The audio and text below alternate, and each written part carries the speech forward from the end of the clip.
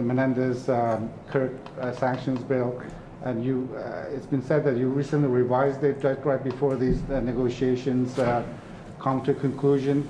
There's been a suggestion that you're trying to sabotage the talks. Not at all.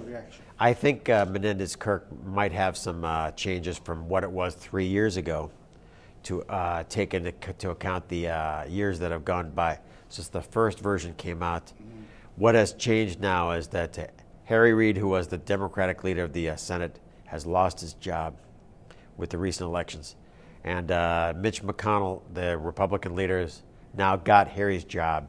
I think Mitch is planning to bring up Menendez-Kirk as one of the first votes in the new Republican Senate. We're not bringing back Menendez-Kirk just to be vindictive. I would say that Menendez-Kirk will keep coming back as long as Iran has a nuclear program. Okay, you refer to the nuclear program as illicit. What parts of the Iran nuclear program are non-illicit in your view? All of them. You know, this is a country where oil just bubbles up out of the ground for about $2 a gallon. To say that Iran needs nuclear energy is to assume that we are all morons. Iran has more energy than almost any other country, just coming right out of the ground. They don't need nuclear energy. They only want nuclear energy so that they can nuke Israel. The U.S. official who was in charge of that progress was Wendy Sherman, the very same person who was in charge of Iran negotiating.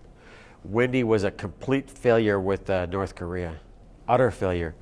That the other day she briefed the Senate saying that she was a success with regard to North Korea, and no one will believe her on anything about nukes.